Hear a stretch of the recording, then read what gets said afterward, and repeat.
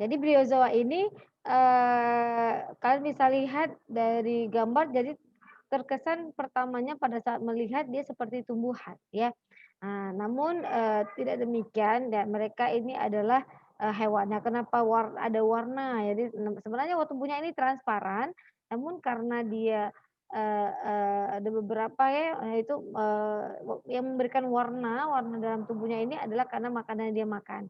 Jadi kan dia makanannya alga juga gitu ya. Nah jadi, sehingga warna itu dimunculkan dari warna, makanan yang dimakan. Nah, jadi, untuk, briozoa ini, dia ini, tubuhnya ini, simetri bilateral, kemudian tidak beruas.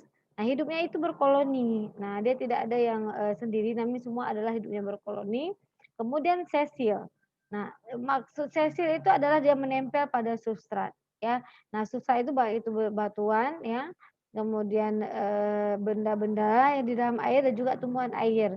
Nah, kita akan menemukan dia pada perairan jernih dan, dangkal dan tidak tercemar. Jadi, briozoa ini merupakan salah satu spesies indikator bahwa air, yang kita jumpai briozoa ini merupakan air yang tidak tercemar ya.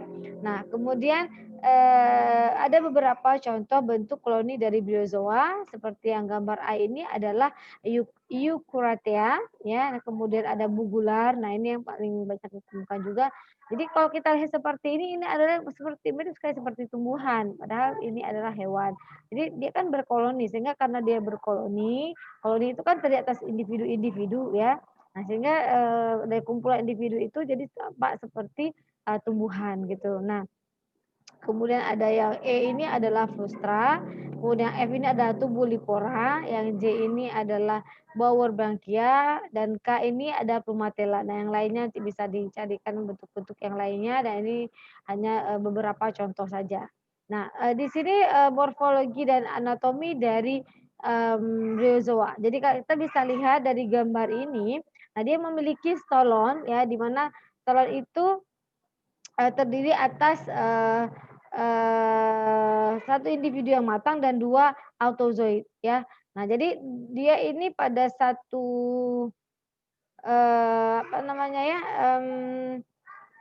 pada satu, individu itu kadang kalau kita perhatikan ya pada saat dia, berkembang itu dia akan memiliki satu 2 makanya ada autozoid dan ada heterozoid. Jadi hetero itu kan, lebih banyak. Jadi ada yang, satu tangkai memiliki beberapa, zoidnya. Jadi zoid itu atau dengan kata lain adalah, mmm, zooxeum ya, di mana, dia merupakan, merupakan dari bentuk tubuhnya. Jadi zoid itu kan tunas, Ibu sudah sampaikan minggu lalu, zoid itu adalah tunas pada hewan. Jadi misalnya zoid ini hanya digunakan pada hewan, sedangkan tunas kan lebih digunakan pada tumbuhan. Jadi berbeda istilah sebenarnya, tapi kadang-kadang buku tetap menggunakan kata tunas. Nah itu zoid itu adalah tunas yang dimaksud. Nah di sini, masing-masing hidup ya, individu hidup ya, terdapat dalam zooxeum. Ukurannya 1 sampai 3 ya, milimeter. Nah, bentuk zooid seperti kotak ya, macam-macam bentuknya, seperti jambangan juga ada ya, atau seperti pembuluh. Beberapa jenis itu, polimorfik, jadi lebih dari satu bentuk ya. Nah, ini kita bisa lihat, ada tangkainya, ada akar ya, karena dia, menempel pada tangkai, kemudian, ada avicularium, kemudian ada vibraculum dan avicel. Nah, untuk istilah-istilah ini mohon dicari ya, ini tugas kalian nantinya, karena setelah pertemuan hari ini kalian akan Ibu berikan tugas untuk, mencari informasi tentang film-film kecil lebih lebih lengkap dan juga meringkas, materi dari Porifera, Cnidaria, kemudian Echinodermata dan film-film kecil ini. Nah, kemudian nanti Ibu jelaskan lagi ya untuk tugas. Nah, kita lanjutkan. Nah, ini meskipun, kita lihat, dia adalah film yang dalam kelompok, kecil, nah namun dia, memiliki sistem pencernaan yang lengkap ya. Dia memiliki lovopod, jadi lovopod ini yang terdiri dari tentakel, nah ya juga di sini di atas lovopod ini ada, mulut ya, jadi ini bagian mulutnya. Nah, kemudian mulut kemudian nanti dihubungkan dengan faring, kemudian nanti ada perut, kemudian baru usus ya. Jadi selalu dia lebih duluan perut daripada usus. Kemudian baru anus, anusnya di luar lopopon. Nah, jadi dia di sini di lopoponnya itu terdiri atas kaliks ya dan tentakel yang bersilia. Nah, jadi dikatakan kaliks itu adalah kumpulan tempat melekatnya dari tentakel-tentakel. Nah, kemudian selomnya ini sempurna. Ya, dia jadi ada selom. Jadi selom sempurna maknanya bahwa dia memiliki rongga tubuh yang sempurna dan di dalam rongga tubuh itu ada cairan yang membantu untuk proses peredaran darah karena sistem pernafasan, peredaran darah dan ekskresinya tidak ada. Sehingga untuk pernafasan dan ekskresi itu dilakukan secara difusi. Nah, sedangkan peredaran darah dibantu oleh cairan yang ada di dalam tubuhnya. Nah, kemudian syarafnya, ya syaraf ganglianya terletak di antara mulut dan anus. Nah, kemudian eee, jadi kalau kita lihat di sini posisinya ganglionnya ada ini ada anus, maka di antara mulut dan anus. Nah, dari sini posisi untuk ganglionnya. Jadi ini kan kalau udah memiliki ganglion kan dia sudah sistem sarafnya sudah lebih sempurna ya dibandingkan spesies-spesies yang sebelumnya gitu ya. Nah, kemudian pada briozoa ini ya, ini contohnya bugular ya, tadi kan bugular ya, ini contoh yang bugular. Nah, seluruh koloni ukuran sebenarnya sebesar ini. Nah, ini bisa dilihat ya sebagian koloni eee, yang diambil. Nah, kemudian di sini untuk briozoa itu dia hermafrodit ya, hermafrodit di mana gonad terbentuk dari peritoneum.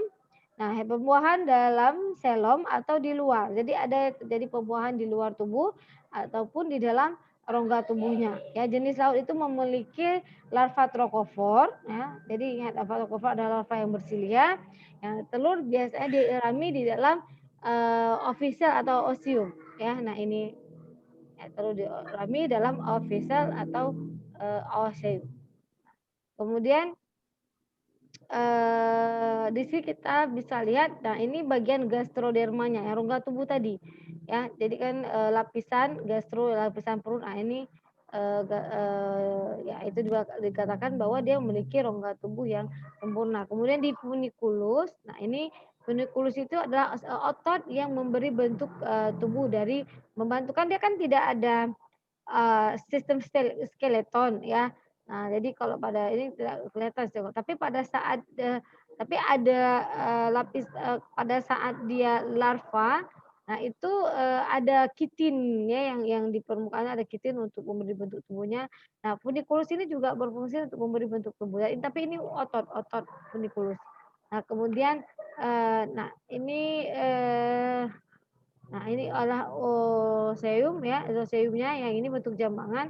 Nah, ini, pada kondisi bahwa, tentakelnya itu dimasukkan ke dalam, tubuhnya gitu. Nah, oke, nanti kita video akan Ibu share videonya. Nah, beberapa, reproduksi secara aseksual terjadi pada briozoa yang hidup di air tawar. Nah, selain dengan cara pertunasan atau membentukkan zooid, juga menghasilkan statoblast, satu sampai beberapa butir pada funiculus ya. Pada funiculus tadi pada otot tetangga tadi juga akan, jadi kan di sini sebenarnya, ini kan lihat di sini, ini disebut dengan protoblast ya. Nah, jadi protoblast atau disebut ada juga yang spinoblast karena dia ada durinya. Kalau protoblast itu kan dia, mmm, protoblast itu artinya kan mengapung ya, jadi, menggantung deh itu. Jadi bisa dilihat seperti itu di dalam tubuh, briozoa. Nah, kemudian, ini adalah larva ya briozoa, yang A ini adalah ya bugular, kalau yang B ini adalah Siphonotes ya, larva Flustrelidra. Jadi ini posisinya menghadap, jadi ini bagian atas adalah dorsalnya, ini kan kebalikan ya, B dan C ini, kebalikan posisinya, tapi, dua-duanya sama ya. Nah, jadi, posisi dorsal, nah ini ya misalnya di sini ada otot ya, kemudian ada, sedikit cangkang ya, pada fase-fase larva dia ada cangkangnya, kelihatan cangkangnya. Nah, di kemudian ada sabuk silia, kemudian ada kantung, perekat, karena dia kan nanti, pada saat dia sudah, menempel pada substrat, dia akan kan dia sesil, jadi dia, untuk bisa melekat pada substrat berarti ada cara yang dikeluarkan dari kantung perekatnya itu. Nah, kemudian ada bulu getah. Nah, kemudian, statoblas ini pada, Phylloctolaemata ya, Phylactolaemata. Nah, ini yang spinoblas Ibu katakan tadi karena dia ada seperti duri-duri di permukaannya, kemudian, yang ini yang protoblas tadi. Nah, ini, pada, briozoa itu terbagi atas 3 kelas, berdasarkan bentuk dari lopopornya ya, dan juga perbedaan bentuk dari zooxeumnya. Nah, jadi pada kelas Phylactolaemata itu zooidnya silindris atau zooxeumnya silindris ya. Nah, lopopornya berbentuk tapal kuda, dia mempunyai epistom dengan dinding tubuh berotot, kemudian terdapat di air tawar dan menghasilkan statoblas. Contohnya pada genus Plumatella dan pada spesies Lopopus crystallinus. Nah, ini ordonya adalah Plumatellina.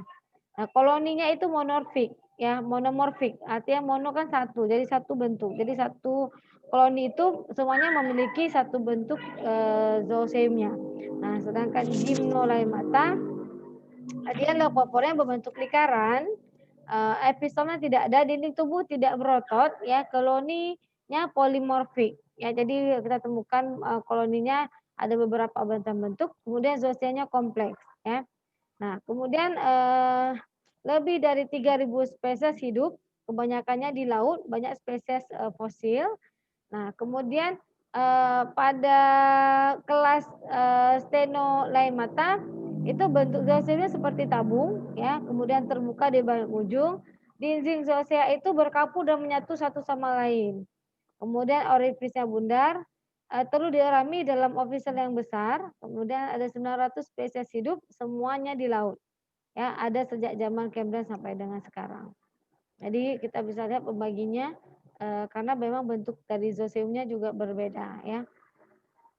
Nah, kemudian ini untuk briozoa. Nah, kemudian kita lanjutkan filum Sipuncula ya.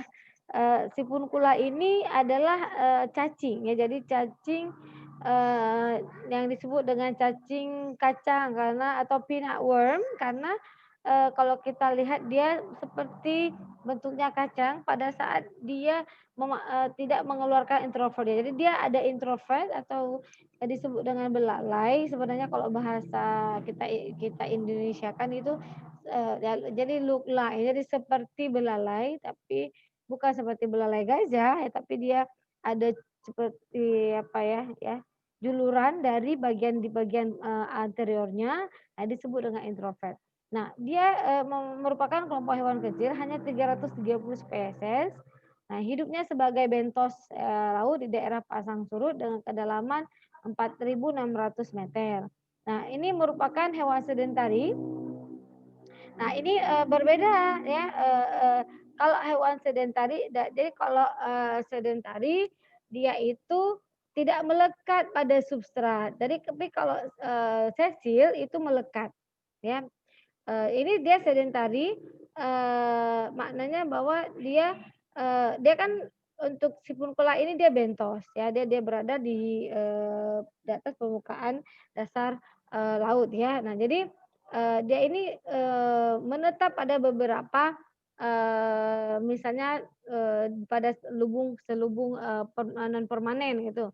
Nah kemudian juga ada, yang hidupnya di dalam lumpur dan pasir, kemudian juga ada pada, cangkang siput juga ada, dia meminjam jadi hidup dia pada cangkang, siput yang jadi siputnya sudah mati, kemudian dia meminjam cangkangnya. Nah, kemudian, pada lubang cacing poliseta, ya. Jadi poliseta itu ada jadi cacing tabung namanya.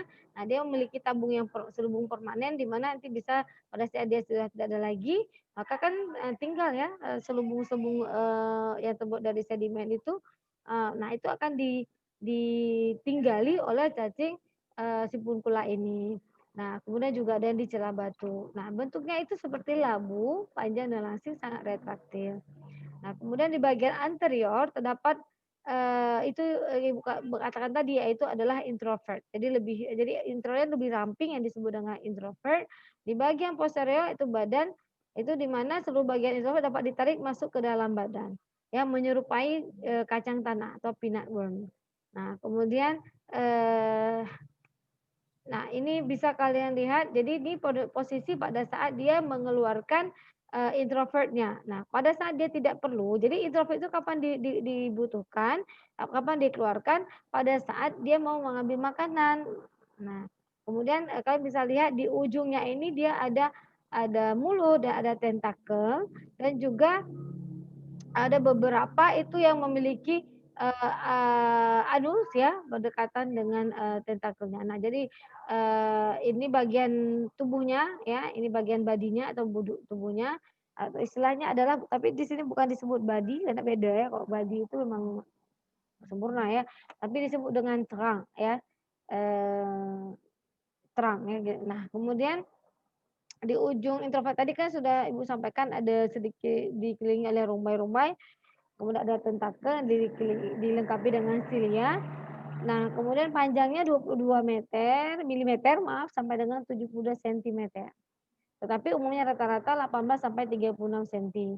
Warna tubuhnya biasanya warna putih, kemudian kelabu atau kecoklatan, tapi juga ada pigmen ya, hitam ya, yang yang warna coklat ya, kemudian merah yang berbentuk bulatan-bulatan. Jadi seperti bintik-bintik-lah begitu.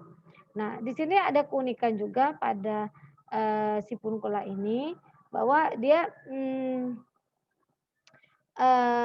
betinanya itu kalau sudah matang dia akan berwarna oranye atau pink muda. Jadi ini adalah, sinyal ya, sinyalnya kepada jantan bahwa dia siap untuk dikawinkan ya, dia pada fase estrus atau pada fase birahi ya. Nah, sedangkan jantan itu umumnya, tubuhnya berwarna putih. Nah, dindingnya tipis ya, dinding tubuh tipis jadi kita bisa melihat, organ dalamnya dari luar. Nah, Eee, oke, sebentar ya Ibu, ambil Ibu kurang sehat nih makanya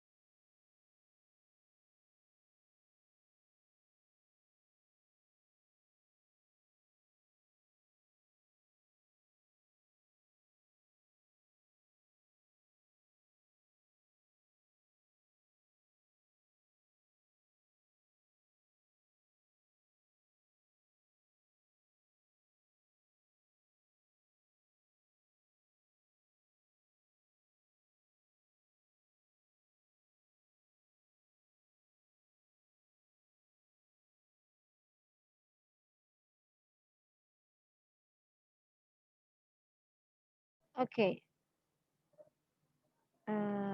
sorry, Ibu ini ya tadi ya, hilangin share-nya ya.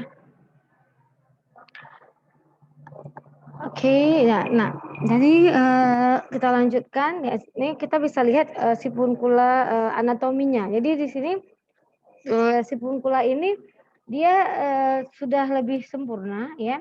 Jadi sudah memiliki otak ya, ini brain yang jadi sistem saraf pusatnya ini sudah dimiliki oleh si fungula di mana dia memiliki Eee, sel saraf ya. Jadi, ini, ada jaringan saraf ya, sebenarnya jaringan saraf.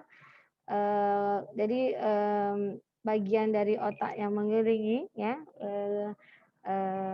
di bagian, esofagusnya. Nah, kemudian, di sini ada compensation sac ya. Jadi ini adalah kantong ya, untuk membantu kan dia pada saat dia mengeluarkan, eee introvertnya itu atau belalainya itu, nah ini kan juga ada seperti, apa namanya ya, dorongan ya dari kantung ini, bantuan dari kantung ngasih kantung udara lah seperti itu. Nah ini adalah, yang ini, di bagian dorsal ya, ini adalah, dorsal retractor muscle. Jadi otot ini sangat retraktil, jadi sangat sangat apa namanya, sangat fleksibel ya. Nah ini ada di bagian ventralnya, di bagian bawahnya. Nah ini juga sangat-sangat, kontraktil ya. Jadi makanya di sini disebut dengan ventral retractor muscle. Jadi otot yang, sangat, kontraktil. Nah jadi pada otot-otot ini juga ada, saraf ya. Jadi, ada, sarafnya. Nah, jadi, di sini untuk, ini dia nephridia. Jadi, pada si furcula, nah ini, ada nephridia, di mana, yang menarik pada si furcula ini adalah urn ya. Nah, di sini ada silia. Jadi, untuk sistem jadi kan dia memiliki, cairan di dalam tubuhnya. Nah, jadi cairan tubuhnya ini juga dalam proses ekskresi, nah di mana, dengan, jadi, urn urn jadi urn nih, sorry, urn, URN ya. Urn ini adalah, gimana ya istilahnya, jadi dia ada seperti, eee, mmm, eee eee jadi seperti sel, yang berfungsi untuk, membersihkan, kotoran yang ada di dalam tubuh. Jadi, kotoran-kotoran yang ada di dalam tubuh si sifurkula ini dia jadi bisa gimana istilahnya ya, jadi kan dia kan punya silia nih, jadi dia bisa bergerak, bisa berpindah-pindah di dalam tubuh, si furkula. Jadi ini akan membantu dia mengumpulkan kotoran yang ada karena kan dia tadi hidupnya di lumpur, di pasir, jadi kotorannya itu, eee eee, di di bukan diserap boleh dikatakan, diserap oleh urn ini dan nanti, urn ini akan, masuk melalui, metanephridia. Nah, ini untuk membantu dia pada saat proses, ekskresi. Jadi dia membuang sisa-sisa, metabolismenya itu melalui, dengan bantuan dari urn ini gitu. Nah, kemudian, dikeluarkan melalui metanephridia. Nah, kemudian, pada Mmm, nah ini ada gonadnya, kemudian, dia memiliki usus yang berpilin ya, di bagian, posteriornya dia memiliki usus yang berpilin, kita bisa lihat ini adalah ususnya, intestin, kemudian, dia memiliki anus. Jadi dia juga memiliki sistem, pencernaan yang lengkap ya. Nah, memang agak agak unik ya untuk sistem yang urn ini agak unik karena tidak, dimiliki oleh, hewan yang lainnya. Nah, oke. Nah, kemudian sebagai deposit feeder dengan menggunakan tentakel yang bersilia, kemudian kan dia, deposit feeder itu artinya, mmm, pemakan endapan ya, pemakan endapan. Kalau filter feeder itu penyaring makanan ya, feeder itu kan pemakan, nah deposit itu pemakan endapan itu karena kan dia kan sebagai bentos. Jadi bentos itu dia memakan, eee eee berbagai jenis, ya kayak bisa di lumpur, nah itu dimakan jadi semua ya sedimen-sedimen yang, ada di permukaan, dasar laut itu, menjadi makanannya karena di situ ada materi organik yang bisa dijadikan sebagai makanannya. Nah, dengan menggunakan apa? Tentakel yang bersilia. Kemudian pencernaannya lengkap ya, tadi mulut berhubungan dengan esofagus dan usus yang memanjang dan melipat di ujung posterior menuju ke anterior dalam, bentuk memilin seperti pegas. Jadi kan tadi yang ini, ya kan tadi pertama turun ke bawah, kemudian berpilit, baru naik ke atas ya, menuju ke anus. Nah, kemudian anusnya terletak di bagian, dorsal, kemudian juga ada di introvert ya, seperti Ibu, sampaikan tadi. Nah, tidak memiliki sistem pembuluh darah ya dan organ pernafasan. Nah, cairan noselum ya, itu, berfungsi mengedarkan darah yang mengandung hemeritrin.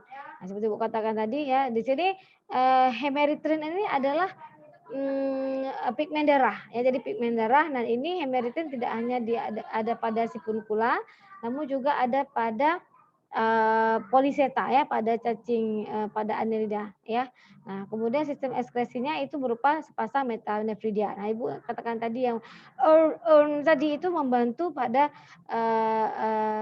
membantu membuang kotoran, dalam tubuh si fungkula dan nanti akan dikeluarkan, melalui, sepasang metanefridia. Nah, kemudian, otak terdapat pada ujung anterior esophagus.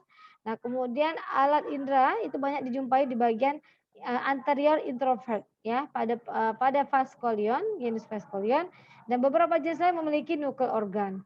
Jadi knuckle organ, jadi organ leher, knuckle itu artinya leher, organ ya. Jadi, kenapa dikatakan, knuckle organ? Karena, posisinya di bagian, anterior ya, karena berfungsi sebagai kemoreseptor. Jadi dia untuk mendeteksi, zat kimia yang ada di lingkungannya. Karena kan dia, apa Ibu sampaikan tadi ya, bahwa dia itu, mmm, pemakan deposit feeder. Nanti otomatis kan yang paling banyak, pencemaran juga kalau misalnya di zona akuatik adalah yang tertumpuk pada sedimen. Jadi dia, sedimen itu mengakumulasi berbagai jenis, polutan. Nah, kemudian, banyak spesies yang memiliki ocellus ya, yang melekat pada otak. Jadi si furnicula ini dia dioeceus, berarti dia ada jantan, ada betina dan, pembuahannya terjadi di luar tubuh.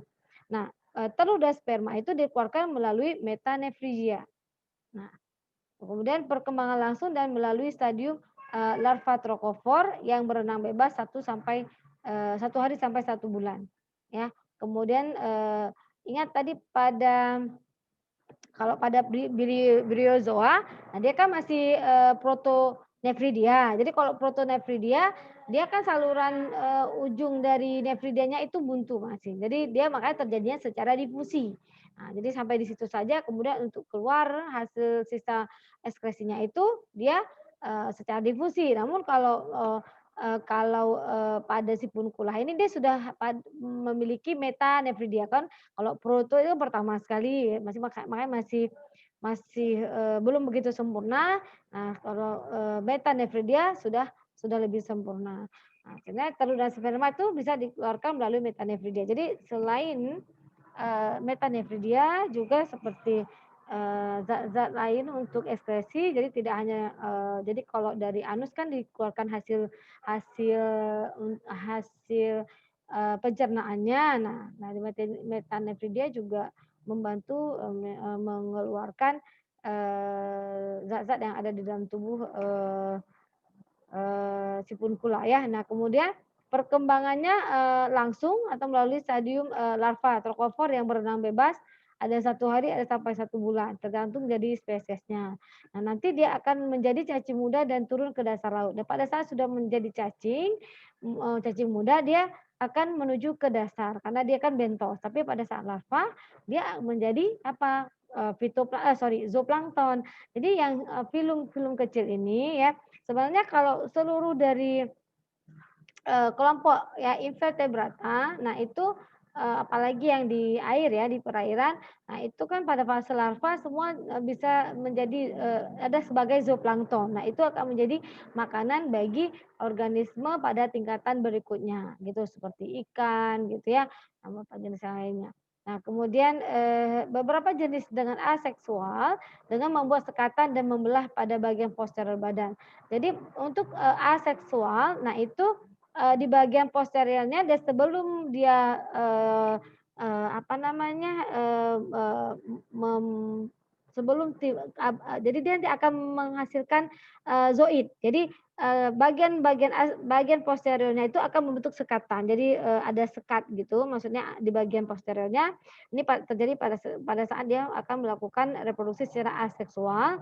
Nah, jadi pembentukan sekatan itu akan nantinya memunculkan dari sekatan itu baru akan keluar zoid. Jadi zoid itu atau dikata lain dengan tunas yang apabila nanti tunasnya sudah atau zoidnya sudah sempurna, nah maka itu akan baru dia akan terpisah dari tubuh induknya gitu ya. Nah, ini juga ada terjadi pada cacing, platyhelminthes ya.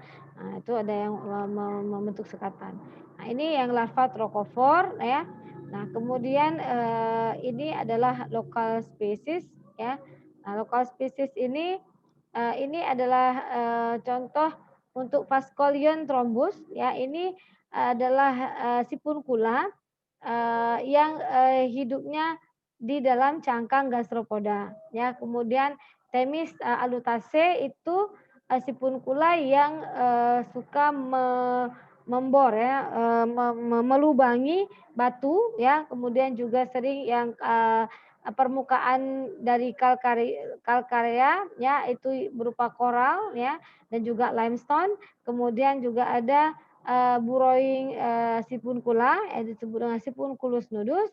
Nah, ini dia lebih senang di tempat pasir yang halus ataupun yang kasar. Jadi kalau ada kan pasir tapi dia lebih kasar karena tadi dari pecahan-pecahan dari cangkang-cangkang moluska ya, kemudian juga dari pecahan karang-karang. Nah, itu juga banyak juga yang hidup di situ.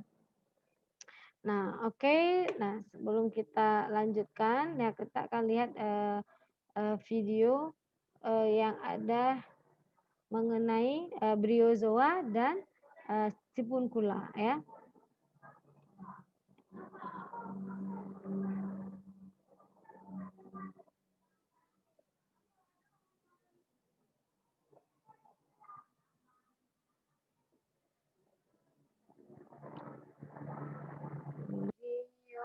Briozoa.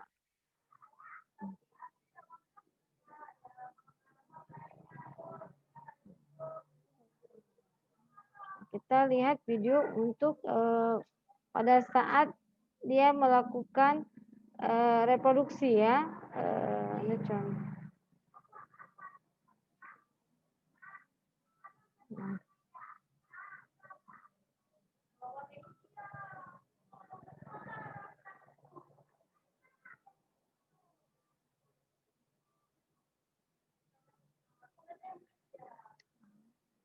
Ibu ini kan. Nah, jadi kalian bisa lihat nih sebelumnya ya, Ibu ulang ya.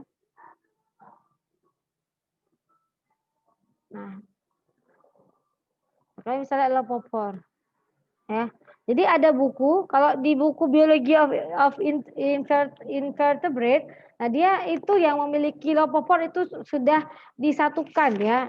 Jadi namanya lopoporate ya. Nah, di situ ada briozoa, nanti yang punya lopopor juga ada brachiopoda ya. Hari ini akan kita bahas tentang brachiopoda. Nah, ada beberapa filum seperti juga ada Phoronida ya, filum brachiopoda, filum briozoa. Nah, ini dan juga film Ectoprocta. Nah, ini merupakan film-film yang memiliki lopopor ya. Lopopor itu adalah untuk menangkap makanannya ya. Nah, oke, dan bisa lihat di sini. Nah, ini ya, ini bergerak. Nah, ini lopopor. Nah, ini official tadi kan telur diurami dalam official. Nah, ini adalah zoid tadi ya. Nah, bisa dilihat. Nah, ini di dalam official ini sudah ada embrio yang sedang berkembang. Nah, ini malah sudah mulai mau keluar ya, larvanya mau keluar. Nah, ini sudah kelihatan, ini sudah dipercepat 30 kali sebenarnya. Nah, ini spesiesnya ya Bugula neritina ya. Nah, ini pada saat larvanya keluar.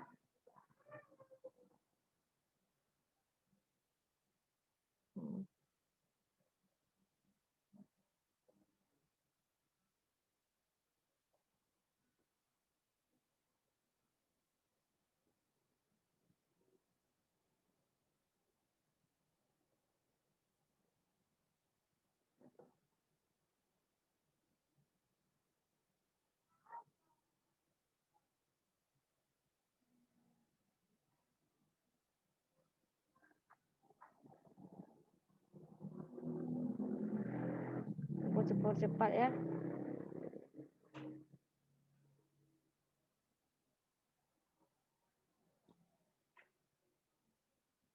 Nah, ya, begini sudah berputar-putar di dalam air. Nah, ini dia sebagai zooplankton ya.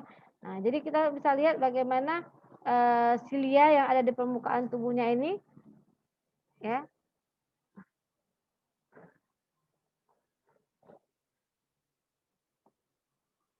Nah, ini sudah nampak ya ocelusnya sudah ada.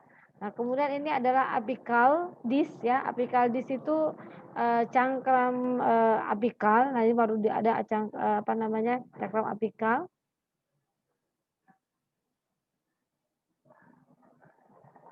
Jadi ini berapa lama tadi? 1 hari sampai 1 bulan ya, tergantung dari spesiesnya. Jadi kalau bertahan, nah ini beberapa jam setelah after release the larva settle ya. Jadi setelah beberapa jam. Nah, jadi ada yang 1 hari ya tadi kan ada yang 1 hari sudah bisa menjadi individu yang baru.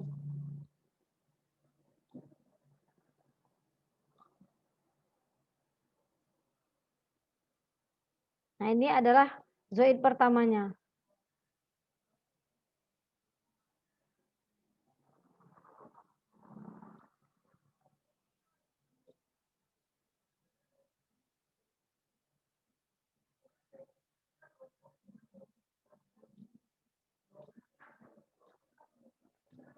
Oke. Nah kemudian untuk sipun pula usah tekan tadi ya. Sipun pula.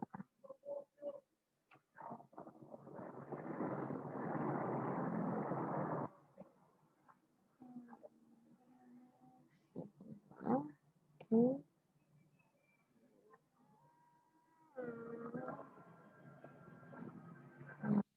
Nah, kalau bisa diperhatikan, nah ini kan peanut worm ya.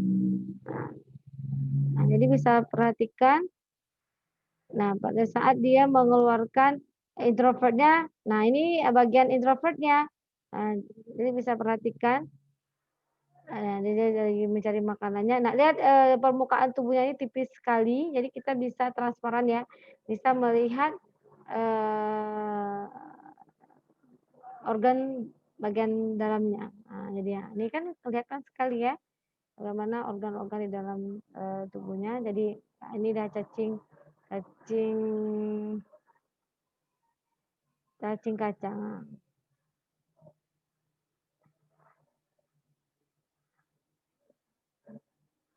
Oke, nah kita lanjutkan untuk yang berikutnya ya, karena ini cuma gambar gitu aja, nggak banyak video tentang dia.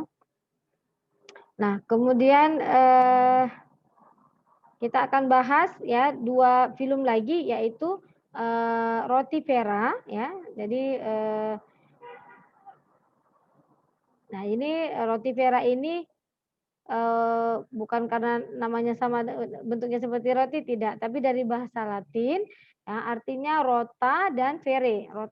Rota itu artinya roda dan vere itu artinya membawa. Jadi dia adalah hewan yang membawa roda. Jadi dengan kata lain karena di sini di bagian ujung ada bagian anteriornya itu dia memiliki mahkota atau disebut dengan corona. Jadi corona itu kalau dalam bahasa Latin namanya mahkota ya. Jadi di sini pada saat nanti ada di video itu akan kelihatan jadi dia mahkotanya itu berputar seperti roda. Nah, jadi berputar seperti roda. Nah, jadi ini ya termasuk ya roti vera ini dianggap dia sangat dekat kekerabatannya dengan cacing gelang karena dia sama-sama memiliki rongga tubuh yang semu ya atau sedoselom ya. Nah, di sini hidup di air tawar ya. Kemudian juga kita bisa temukan dia di laut dan di tempat lembab. Ada sekitar 1.700 spesies ya. Jadi di sini macam-macam ya. Jadi kadang kita lihat ya bentuk morfologinya. Nah, kemudian di sini pertama sekali ditemukan oleh John Harris dan juga kemudian bentuk lainnya ditemukan oleh Anton van Leeuwenhoek. Nah, kenapa? Nah, mereka ini kan mikroskop ya. Jadi mereka ini menemukan dengan mikroskop sehingga mereka bisa menemukan beberapa jenis mikroorganisme yang tidak bisa dilihat dengan mata ya. Jadi karena ini juga yang Rotifera sangat kecil. Termasuk metazoa yang paling kecil ya. Metazoa itu adalah hewan ya. Jadi hewan yang paling kecil ya sekitar 40 sampai 2.500 mikrometer ya. Jadi harus menggunakan mikroskop, kalau enggak tidak terlihat. Nah, umumnya dia hidup bebas, kemudian soliter, ada juga yang koloni, ada yang sesil. Nah, jadi ada yang bebas, ada yang menempel pada substrat ya. Nah, warna tubuhnya sebenarnya transparan, namun ada berwarna ya seperti Bu katakan tadi, ada warna jingga, ada merah, ada hijau, jadi tergantung jadi makanan yang dia makan. Nah, secara morfologi dan anatominya, tubuh rotifera terbagi atas 3 bagian. Ada anterior, ada badan, dan posterior. Nah, di anteriornya itu bagian atas itu terdiri dari korona, di mana korona itu memiliki trunkus dan cingulum. Ya, trunkus itu silia yang bagian atas, sedangkan cingulum itu yang kalau kita lihat seperti di bagian leher ya. Nah, kemudian ini bagian badannya, di badan ada mulut, kemudian ada lambung dan juga ada anus. Nah, jadi dia memiliki pencernaan yang lengkap. Kemudian di bagian posteriornya itu ada kaki dan jari. Jadi punya kaki dan jari. Nah, kemudian bentuk tubuhnya itu bulat dan juga ada yang silindris. Pada bagian badan terdapat 3 buah tonjolan kecil. Nah, 3 buah tonjolan itu sepasang itu pada antena dorsal dan 2 buah itu di antena lateral ya. Pada ujung antena biasanya terdapat bulu-bulu sebagai alat indera. Ya, pada ujung antena biasanya terdapat bulu-bulu sebagai alat indera. Nah, di sini kita bisa lihat di sini ada antena dorsal dan ini ada antena lateral. Nah, di sini ada mata, kemudian ada flembumnya ya. Nah, flembum ini nah dia di sini memiliki protonefridia ya. Jadi flem itu artinya buntu, bum itu adalah kenapa dikasih nama flembum? Nah, ini adalah nefridia ya sebenarnya ini protonefridia di mana ujungnya itu dia ada seperti bola lampu ya kan makanya disebut bulb ya. Bulb dan flame itu artinya buntu. Nah, jadi itu adalah untuk osmoregulasi dan ekskresi. Nah, kemudian ada ovari, kemudian ada usus, ada anus ya, dia tetap ada anus. Nah, di sini dia ada tadi sebenarnya di sini ada antara dosa, kemudian ada mulut, kemudian ada mastak. Jadi mastak ini saluran apa seperti ruang ya di mana terhubung dari mulut langsung ke bagian mastak. Jadi mastak ini yang sangat aktif ya untuk mencerna makanan ya. Jadi kalau kita lihat video dia sangat dia berdenyut terus dia. Nah, jadi di dalamnya itu ada trofi. Jadi trofi itu adalah alat pemotong atau alat untuk mencerna dari makanan dari makanan rotifera ini ya. Jangan brio lagi Ibu. Ibu harus ingat brio aja. Ingat rotifera ini ya. Nah, kemudian dia ada esofagus, ada lambung ya. Nah, di sini juga ada bladder. Bladder itu apa? Kantung kemih ya. Nah, di sini ada lorika. Lorika ini adalah jadi di bagian epidermisnya. Jadi epidermis menghasilkan kutikula. Jadi kutikulanya itu ada yang tipis, ada yang tebal. Jadi kutikula yang mengeras itu disebut dengan lorika ya. Nah, di sini ada kelenjar perekat. Nah, kelenjar perekat ini yang menghasilkan cairan untuk apa? Untuk menempel pada substrat. Tadi kan ada yang sesil, jadi bisa menempel pada substrat dan juga sebagai pembentuk selubung kakinya. Nah, kemudian dia ada jari ya. Nah, jadi ciri khas dari rotifera ini yaitu punya korona, Ibu bilang tadi, dan mastak. Nah, korona itu adalah mahkota bahasa lainnya. Nah, itu dari si trokus dan singulum. Nah, kemudian ini ada trofi dan ini mastak. Jadi mastak itu ruang yang memiliki trofi ya. Nah, kemudian di sini ada flembum, ini kan protonefridium ya, yang di ujungnya itu ada flembum ya. Kemudian ada perut ya. Kemudian ada vitelline gland. Jadi vitelline gland ini difungsikan untuk perkembangan sel telurnya ya. Jadi kelenjar vitelin. Nah, kemudian di sini bladder, kantung kemih, kemudian ada kloaka. Nah, kemudian di sini kan ada anus juga ya. Nah, ini kelenjar perekatnya di sini dan di sini jarinya. Ini tampak depan dan ini tampak samping. Ya, nih trofinya seperti ini tampak samping, kemudian ini ada otaknya dan ada tentakel di sininya dan ini ada epidermisnya ya. Nah, tadi kan Ibu katakan bahwa mastak itu ya, adalah, rongga di mana di dalamnya terdiri dari, trofi. Jadi trofi mastak ini berbagai macam, bentuknya tergantung dari jenis makanannya. Jadi yang A ini kan bisa lihat, ini kan seperti jaring ya, jaring. Jadi ini khusus untuk yang menyaring makanan atau filter feeder. Nah, kalau yang B dan C ini kan agak sedikit tajam ya. Nah, jadi di ujungnya ada seperti, pemotong gitu ya. Nah, lebih tajam ya seperti, apa itu ya, jauh seperti, gigi ya, seperti itulah lebih kurang. Nah, itu dia adalah untuk, sebagai karnivora, jadi memakan, jadi lebih, apa namanya ya, makanannya kalau ini kan penyaring, jadi air yang air ya dari air yang masuk ke dalam tubuhnya itu dia saring gitu dari makanan itu, dari air itu kan ada makanan-makanan, nah itu makanya disebut dengan filter feeder. Nah, kalau ini dia memang, misalnya ada beberapa jenis,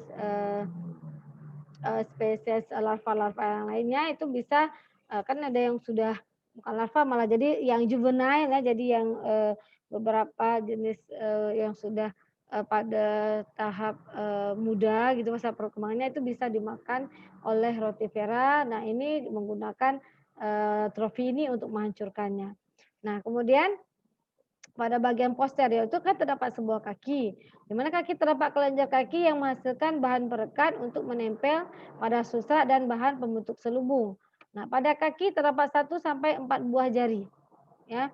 Pada kaki terdapat 1 sampai 4 buah jari dan pada jenis Deloidea mempunyai sepasang taji. Nah, jadi pada dua-duanya ada mempunyai sepasang taji. Taji ini sama seperti pada ayam, bukan sama Mas Ibu ya, istilah taji itu sama seperti pada ayam jantan. Udah lihat di belakang kakinya tuh ada tambahan, mungkin udah tahu juga taji ya, itu disebut dengan taji ya. Mungkin kalau cewek mungkin jarang perhatian, kalau cowok mungkin sering ya. Nah, itu juga ada pada Deloidea ya.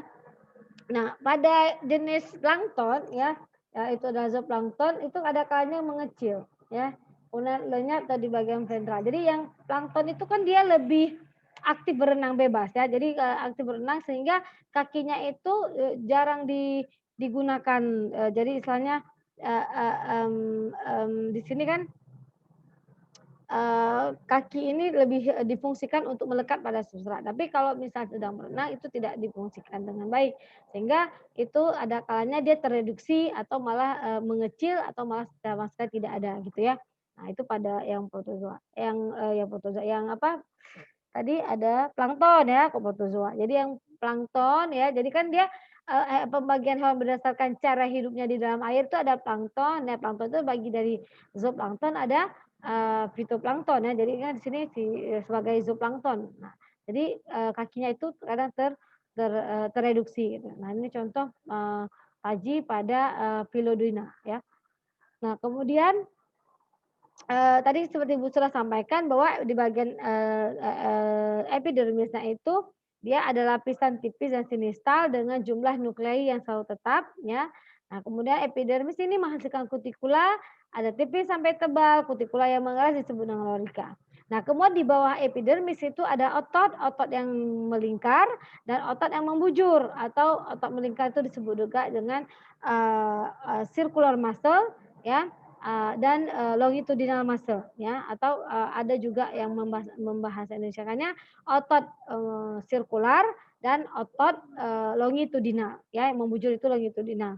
Nah, di antara, dinding tubuh dan organ dari dinding tubuh dengan organ dalam itu terdapat pseudocelom atau disebut dengan rongga tubuh yang semu ya. Nah, sistem pencernaannya tadi kan lengkap ya, mulai dari, mulut ya, kemudian ada mastak ya, jadi kan tadi ada ini kan coronanya. Nah, kemudian ada mulut di sini ya, mulut kan tempat masuknya makanan, namun di sini diolah kembali di dalam mastak, di mana mastak ini ada trofinya. Nah, kemudian untuk membantu mencerna itu ada digestive gland, yaitu kelenjar pencernaan ya. Nah, kemudian di sini Ini tadi pseudocelomnya, antara dinding tubuh dengan organ dalamnya ada, rongga tubuh semu. Nah, kemudian ada perut, kemudian di sini ada intestine. Jadi ada beberapa intestine tidak begitu terlihat. Makanya kalau secara general mulut, mastag, esofagus, faring, perut langsung ke anus. Tapi ada beberapa memang dia jelas ada intestine-nya itu ada. Nah, jadi kemudian, ada anus ya. Nah, kemudian di sini, berdasarkan ya kebiasaan cara makan, maka masak itu dibagi atas 3 ya, ramet, forceps, dan included. Ibu sudah sampaikan tadi ya. Nah, kemudian, sistem ekskresinya, ingat tadi dia kan protonephridium ya. Jadi protonephridium itu, dengan 2 sampai 8 flembum. Jadi kalau kalian bedakan, kalau protonephridia atau protonephridium itu dia, ujungnya tuh ya, ada, saluran buntu. Nah, tapi kalau metanephridia tidak buntu gitu ya. Nah, di sini, kemudian protonephridia ini juga bersatu pada kantung kemih. Nah, ini lihat ini kan saluran, protonephridianya, nah bersatu di bladder ya di sini dan bermuara pada bagian ventral cloaca ya. Nah, di sini bagian ventral cloaca dan fotonephridia ini berfungsi sebagai osmoregulator ya atau sebagai yang melakukan osmoregulasi. Nah, kemudian sistem sarafnya dia kan sudah punya otak tadi ya, di mana ada massa ganglion dorsal ya di bagian dorsalnya dan berhubungan dengan alat indera ya di antena pada kaki dan mata. Jadi dia memiliki, mata juga. Nah, kemudian sistem reproduksinya itu secara seksual ya, dan ada juga secara, aseksual dengan partenogenesis ya. Jadi partenogenesis ini merupakan cara umum yang dilakukan untuk bereproduksi.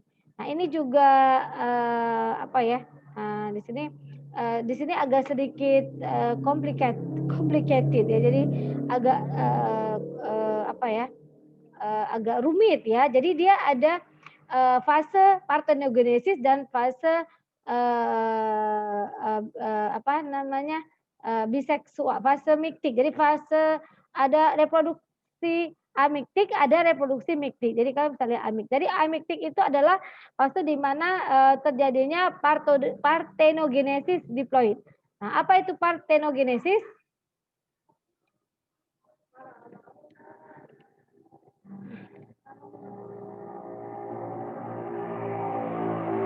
Jadi arti parthenogenesis adalah jadi telur itu ya berkembang menjadi individu baru ya. Nah, itu dia, atau menghasilkan, zigot itu tanpa melalui proses fertilisasi. Nah, itu disebut dengan parthenogenesis.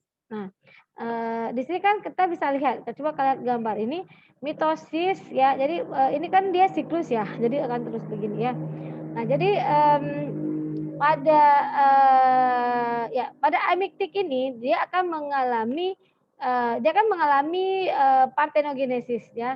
Jadi, akan mengalami, parthenogenesis, kemudian, nanti dalam proses berkembang secara mitosis ya, itu, jadi kalau kita lihat nih dari telur ya 2N ya akan, menjadi, jadi proses, zigot dengan proses amiktik 2N, kemudian, berkembang ya, secara mitosis ya, mitosis kan sel-sel tubuh ya.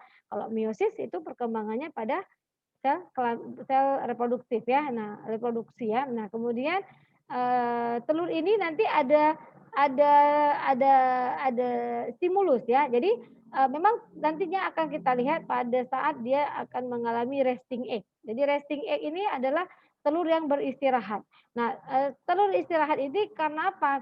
Karena kondisi di lingkungan itu tidak, favorable ya atau tidak memadai atau tidak optimal ya sehingga, pada kondisi yang ekstrim maka telur ini akan rangsangan yang hingga dia mengalami, fase, reproduksi secara miktik. Nah, ini, istilah biseksual itu artinya bahwa, telur ini nanti akan mengalami ya, perkembangan secara meiosis dari telur 2N akan menjadi, sperma yang N. Nah, makanya biseksual. Jadi kan istilah biseksual itu kan bisa menjadi, jantan, bisa jadi betina, betina bisa jadi jantan gitu ya. Jadi 2 dua seks ya, dua alat kelamin gitu ya. Nah, kemudian, dari telur ini ya nanti kan, jadi kan miktik ini akan mengalami perkembangan secara meiosis ya, pembelahan sel secara meiosis kemudian, menjadi telur 2N. Nah, telur ini juga akan, berkembang menjadi,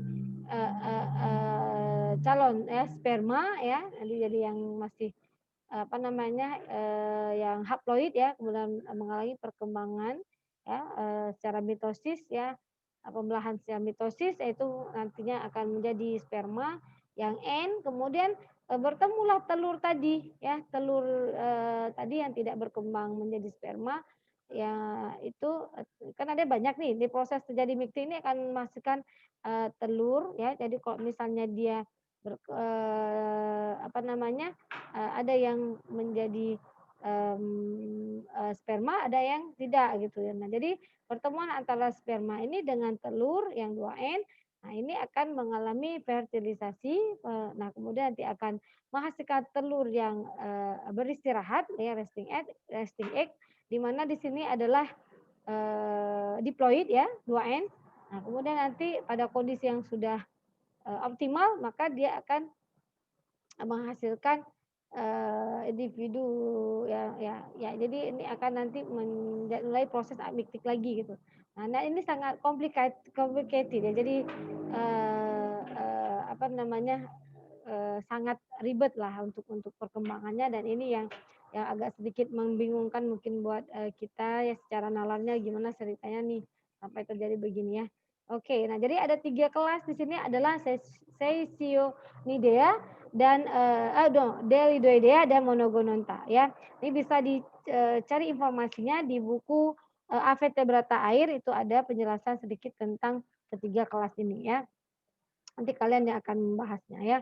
Nah, jadi beberapa, kita bertemukan di air tawar, terestrial, parasit, dan endoparasit, nanti bisa dibaca. Nah, kemudian, satu kelas lagi yaitu satu kelas, satu filum lagi yang terakhir adalah Brachiopoda ya. Jadi Brachiopoda ini kalau kita lihat sekilas nanti kalian akan belajar tentang moluska. Nah, ini mirip sekali dengan, Pelecypoda. Jadi Pelecypoda itu sama dengan Bivalvia, mungkin kalian lebih sering dengar Bivalvia ya. Jadi untuk moluska yang memiliki cangkang dorsal dan cangkang ventral. Nah, tapi di sini, sedikit berbeda ya, dengan, moluska atau Pelecypoda. Nah, karena dia memiliki di sini dia punya insang ya, brankia itu kan insang ya. Tapi di sini, jadi dia dianggap itu, brachio tapi ya, bukan brachio, jadi bisa sebagai, tangan gitu ya. Nah, kemudian dia punya kaki juga ya. Nah, di mana, kakinya itu ya itu pedicle yang melekat pada substrat. Nah, jadi Brachiopoda. Jadi ini, itu sekarang ditemukan hanya 335 spesies yang masih hidup di laut dan hidupnya itu dia soliter ya.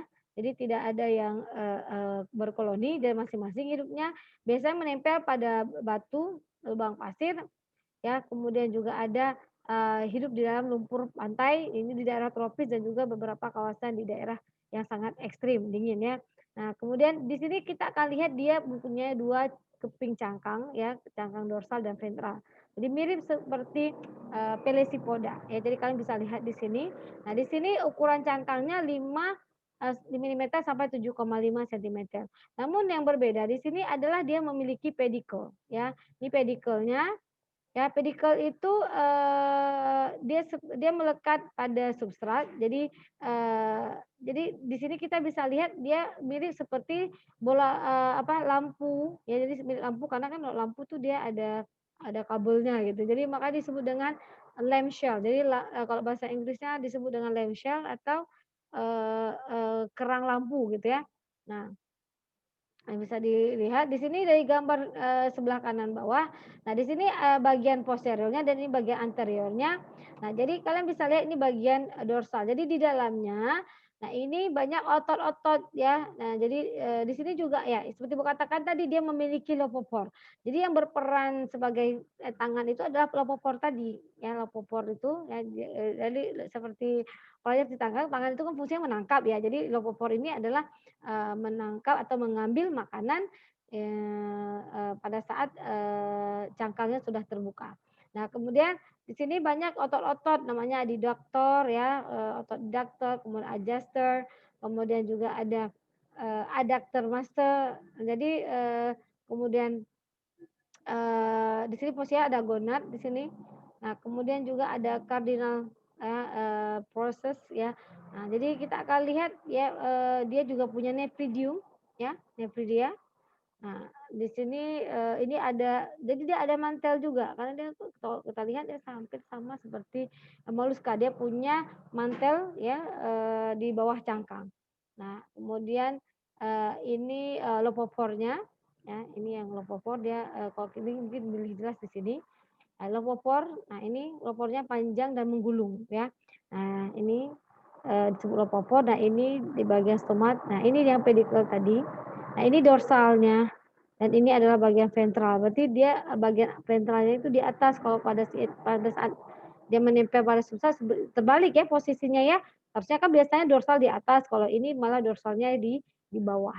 Nah, kemudian, di dalam cangkang ini seperti Ibu katakan tadi memiliki lopopor betul seperti 2 tangan ya, branchia, jadi, tanda kutip branchia itu ya karena kan kalau katakan branchia itu kan, insang ya kalau dalam bahasa. Jadi dia di sini ya insang tapi fungsinya seperti tangan untuk menangkap makanan.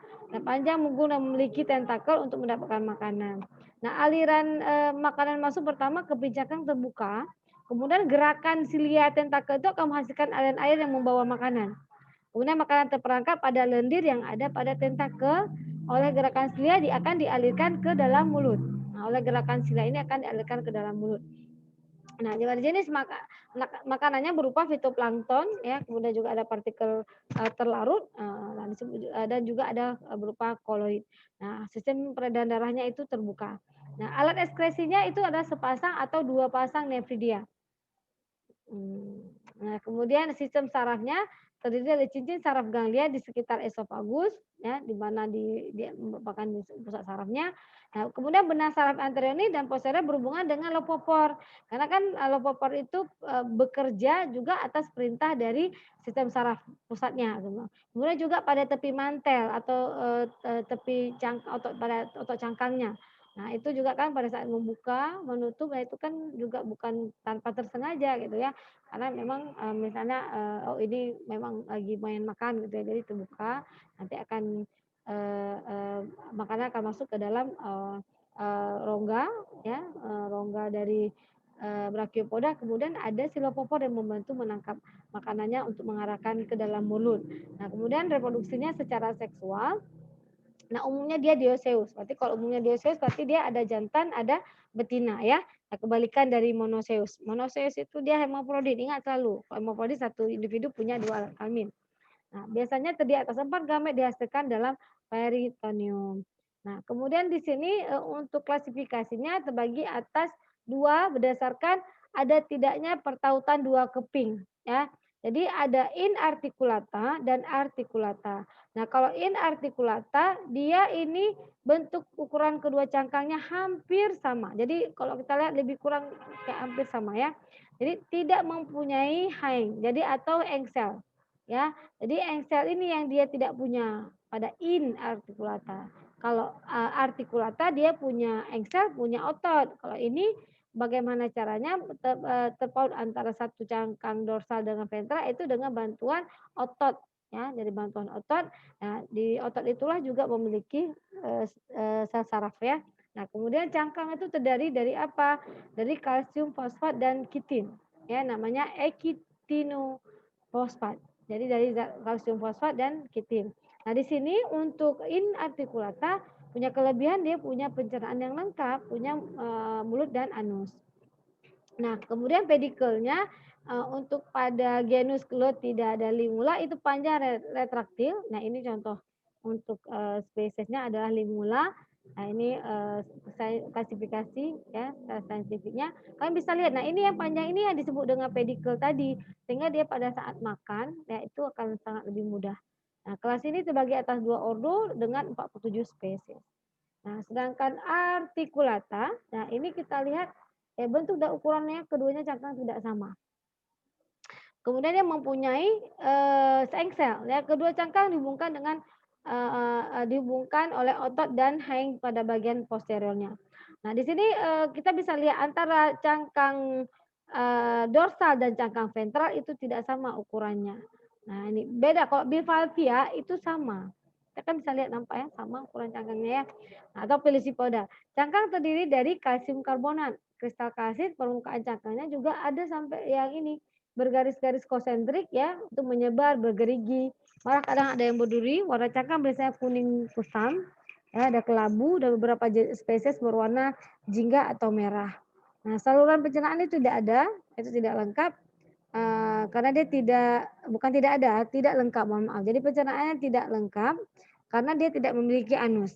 Kemudian pedikelnya itu pendek dan lentur sehingga tidak mudah bergerak ke kiri dan ke kanan ataupun memutar, berbeda dengan inarticulata tadi. Nah, kelas ini terbagi atas 3 ordo dengan 300 spesies ya. Salah contoh Paginus adalah Terebratula dan Melegania. Oke. Ada untuk akhir minggu Ibu udah batuk karena capek ngajar. Nah, oke. Ada yang Bu ditanyakan ya sambilan Ibu tunjukkan video. Nah, ini adalah season terakhir ya. Tadi sebelumnya apa? Rotivera ya. Rotivera. Nah, video-video yang Ibu tampilkan ini ada di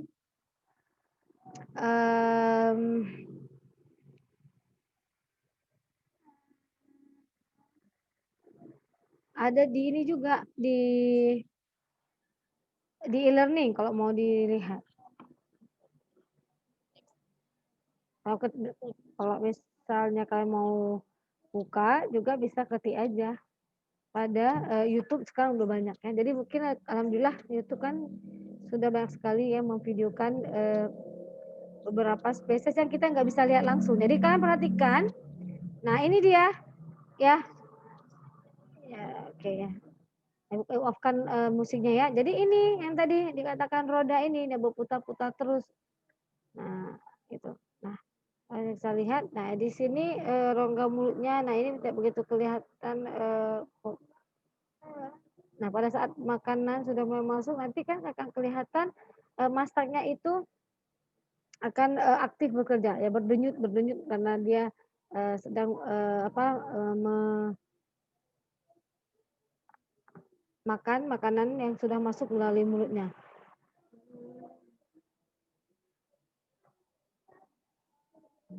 Jadi di sekitar 2000 spesies ya dikatakan ya dapat kita lihat spesiesnya. Nah ini lihat, ini perhatikan. Nah ini kelihatan jelas sekali ya yang bergerak berdenyut itu adalah mastaknya.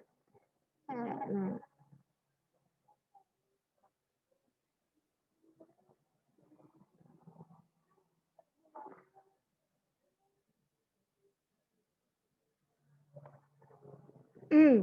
Nah, ini sedang dimakan oleh organisme yang lainnya. Ini by helizoan ya.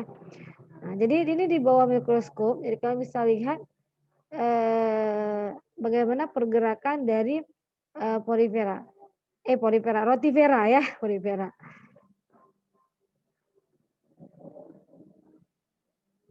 Karena kita banyak sekali filum. Jadi nah ini contohnya tuh dia ya. Kalau ini adalah Brachionus from Thailand ya. Nah, they are outside of invertebrate, but beyond that we are and just really don't know. Jadi nggak banyak menemukan informasi tentang spesies ini. Tapi ini memang little bit different from sangat berbeda dengan hewan. Namun mereka adalah really benar-benar hewan gitu kan. Bisa lihat karena memang punya alat pencernaan gitu ya. Kemudian bagaimana mekanisme dia makan ya. Nah, jadi kalau kita lihat ini adalah proses dari terjadi evolusi ya. Nah, namun hewan-hewan ini juga ditemukan ya sebagai fosil-fosil juga. Jadi mereka ditemukan di dalam fosil-fosil gitu. Nah, jadi ini yang berkoloni ya. Jadi kita perhatikan ya. Nah ini yang dikatakan roda seperti roda gitu. Jadi bagian dari anterior itu berputar terus menerus. Nah, seperti itu. Nah, yang bergerak ini kalian perhatikan ini adalah mastaknya. Nah, bergerak terus karena apa namanya mencerna makanan. Nah, jadi tubuhnya kan sangat transparan. Jadi yang warna hijau yaitu tadi ya warna jingga. Nah, itu adalah warna makanan yang dimakan. Nah, ini di dalam air. Jadi sangat kecil sekali. Nah, ini biasa kalian temukan pada. Nah, kalau Rotifera ini beda dengan Bryozoa. Bryozoa kita temukan pada kawasan yang tidak tercemar. Tapi kalau Rotifera kita bisa temukan dia pada air kolom-kolom yang kotor, yang tercemar gitu ya. Jadi masalah dia.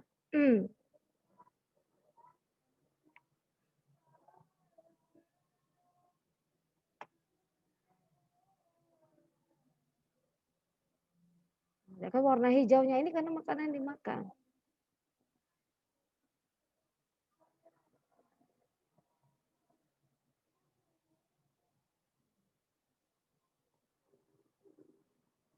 Jadi will and what Latin Rotifera.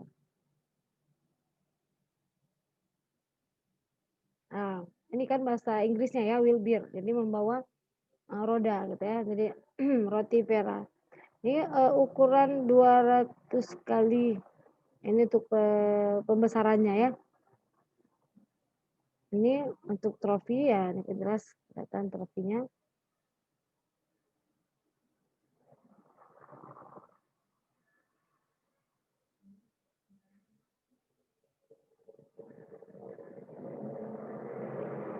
Nah, ini parthenogenesis form asexual reproduction, while others use both asexual and sexual dan sexual reproduction.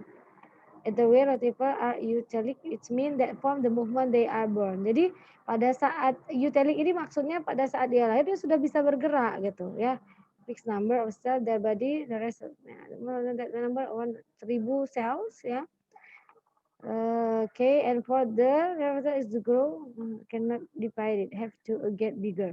Jadi dia tidak dapat jadi bukan seperti tadi kan kalau misalnya si puncula itu kan bisa membentuk sekatan ya. Jadi tidak kalau aseksual pun dia mengalami yang itu tadi parthenogenesis, bukan berarti dia apa namanya kalau kita lihat kan mungkin dia tidak bisa beregenerasi ya. Jadi tidak ada istilah dia divided ya. Jadi fragmentasi itu tidak terjadi pada rotivera ya.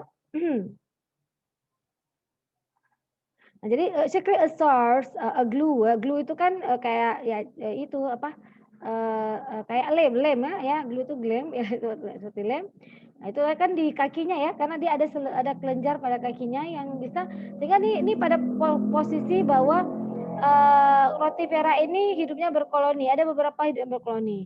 Tapi belum diketahui apa manfaat dia berkoloni ini karena sistemnya sebenarnya kalau hewan itu berkoloni mungkin pada saat pembagian makanan, nah itu terjadi. Tapi di sini tidak, ya tidak terlihat menurut apa saintis ini. Dan mereka hanya melihat sepertinya ini adalah membentuk koloni untuk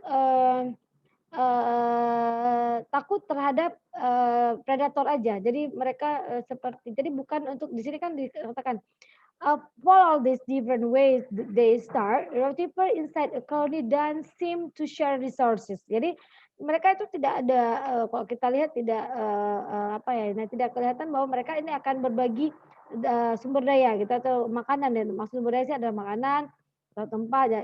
So it's not clear what the colony's purpose is ya. Jadi di sini tidak kelihatan sekali apa tujuan mereka berkoloni. Nah, jadi maybe it help protect them for predator. Jadi mungkin saja adalah ya, karena dengan begini mereka akan kelihatan lebih besar gitu ya, sehingga ini akan mengelabui mangsa ya, akan mengelabui sorry bukan mangsa, pemangsa untuk tidak menyerang mereka. Jadi kalau dari segi share apa namanya sumber daya itu tidak ada ya kalau kita lihat dari saintis kami menyatakan seperti itu.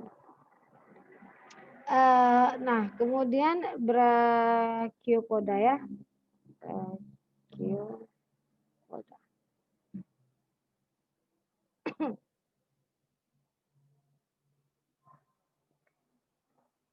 Ini bisa dilihat gambar berikutnya kalau kalau ini kan ada di slide yang sama ya. Oh no, ya ini bisa terlihat Brachionotus lamb shell. Ini nih. Ini berapa menit? 6 menit ya.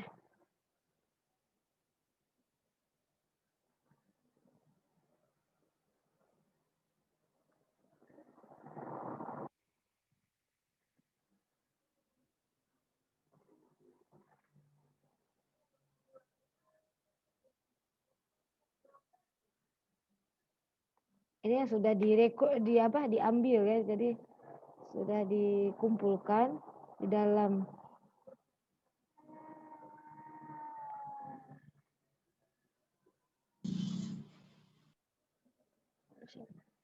Nah, ini kelihatan. Nah, ini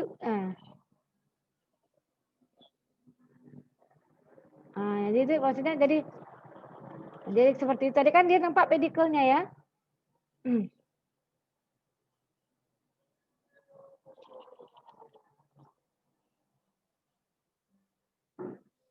Ya, dikatakan dia filter feeder on the ocean ya katanya.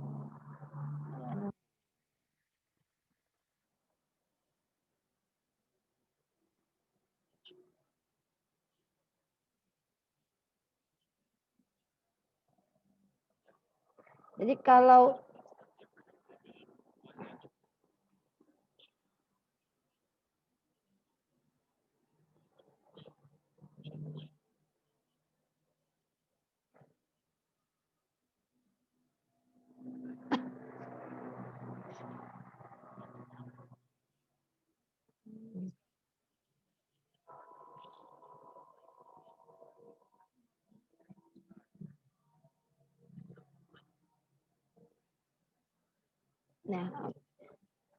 oke, nah kemudian kita lihat ini cuma mereka jelaskan aja, tidak ada yang di bawah ini.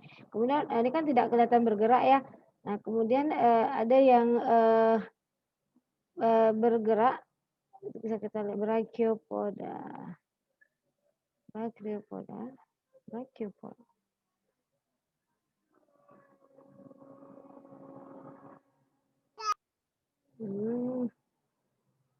Where is my video? Di e-learning kemarin sudah itu. Mungkin ada yang ditanyakan tidak? Sampai di sini dulu sambilan Ibu share dari e-learning coba. Sudah jelas semuanya? Jadi tugas ya sebelum Ibu ini tugas yaitu adalah meringkas materi dari dari film Porifera, kemudian Cnidaria, Echinodermata, kemudian film-film kecil ini. Nah, informasi kan yang Ibu berikan hanya sampai ke menyebutkan kelas-kelas saja ya. Nah, tapi kayak seperti untuk Bryozoa kan sampai menjelaskan ciri pada tiap kelasnya. Nah, kalau misalnya tidak ada seperti Rotifera, nah itu mau dicari dan dituliskan dalam catatan kalian.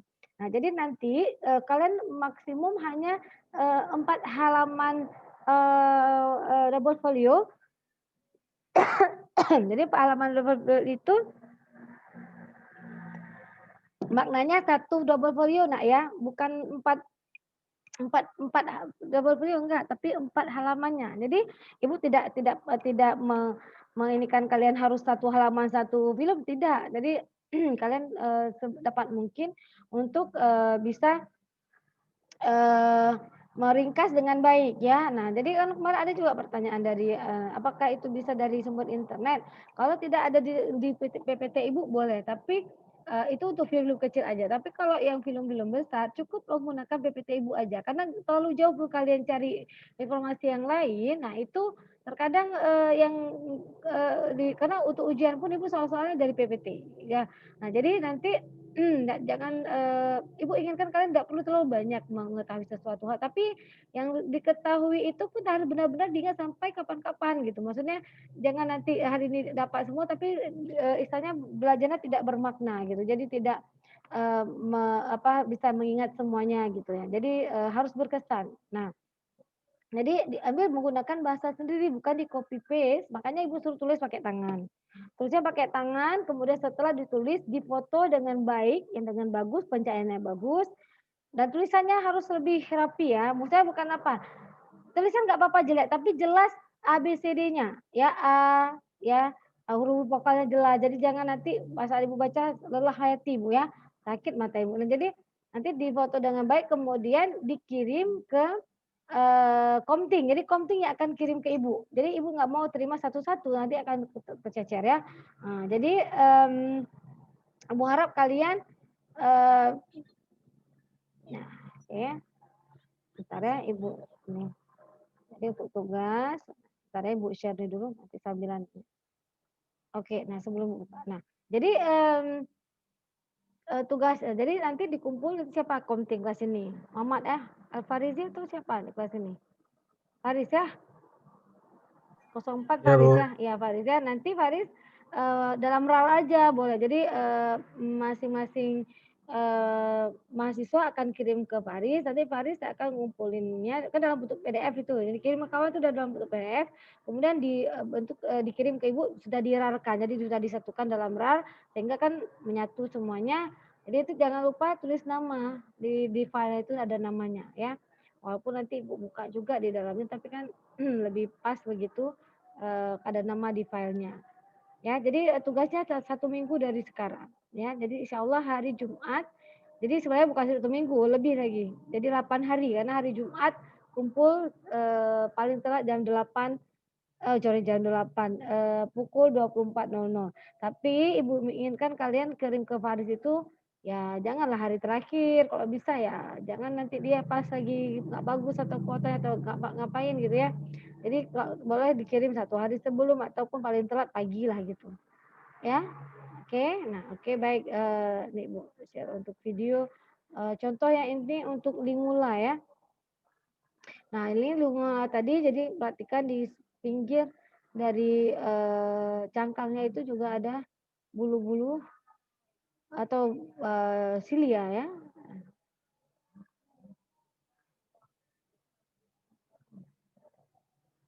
Nah, kita lihat di sini. Nah, di sini ini ininya ya pedikelnya panjang dia.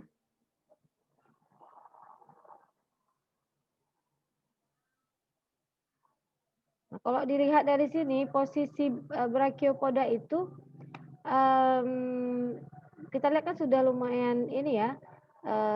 Jadi dia memang lebih kompleks lagi moluska. Tapi brachiopoda berada pada setelah Annelida, kemudian ini kan ada Polychaeta, nah baru ada Lingula di sini. Nah ini adalah khusus untuk Lophotrophozoa atau hewan-hewan yang memiliki memiliki trokofor ya.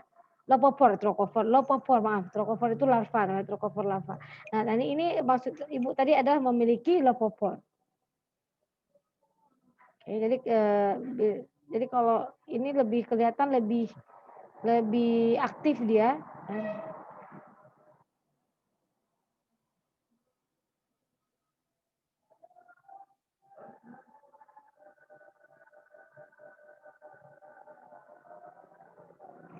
Jadi dari Okinawa Institute ya, dari Jepang ya. Oke, baik sekilas lah itu kalau misalnya gambarnya, lihat videonya, karena nggak banyak video tentang itu juga. Sampai di sini ada yang ingin ditanyakan? Sudah azan ya. Ya hari ini ada pertemuan terakhir. Dan insya Allah hari Jumat depan itu sudah masuk Pak Yomil. Dan untuk ujian ya ujiannya insya Allah ini Ibu sudah siap soalnya. Jadi tinggal launchingnya ya ini belum Ibu ini kan Ibu buka untuk dikerjakan yaitu jadi dikerjakan itu hari Sabtu pagi pukul range waktunya pukul 5 sampai pukul 7. Ada 2 film Porifera dan Naideria. Ya. Nah, jadi nanti diupayakan ya udah range itu jadi nggak mesti jam 5 pagi, jadi setelah sholat subuh ya 5:30 boleh atau jam 6 karena kan Porifera Ibu sudah tambahkan soalnya 20 soal ya, bukan 10 jadi tambah lagi jadi 20 soal. Jadi sekitar 10 menit. 10 menit ya, satu soal 30 detik ya. Nah, itu maksimum dan kalian harus mengumpulkan sebelum waktunya habis.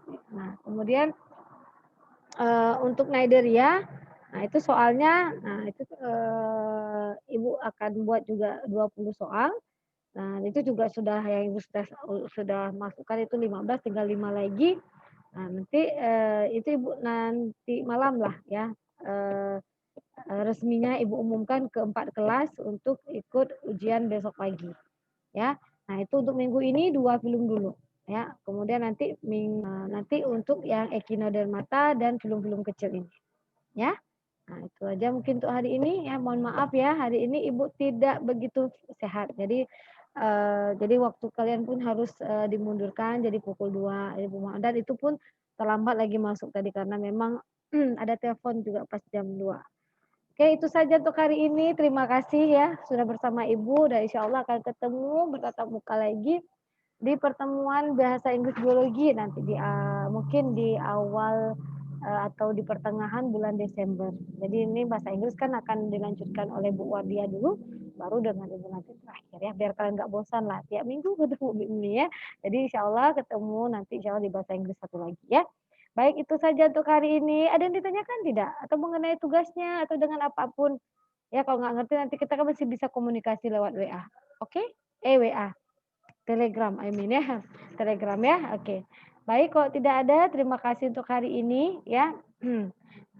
Oke, Ibu Prinsky seperti biasa. Gimana Faris? Aman ya untuk tugasnya? Nanti kalau misalnya itu apa namanya? Untuk email Ibu nanti Ibu share di grup ya. Itu nanti Ibu share di grup nanti email apa? Udah pernah Ibu share enggak email? Belum ya? Oke, baik. Kalau tidak ada, karena Ibu juga ada kelas lagi berikutnya pukul 4, yaitu cuma waktu sholat asar 10 menit saja. Baik, itu saja untuk hari ini. Terima kasih atas kerjasamanya. Mohon maaf apabila ada kesalahan ataupun ada salah-salah kata mungkin selama Ibu mengajar. Ibu mohon maaf.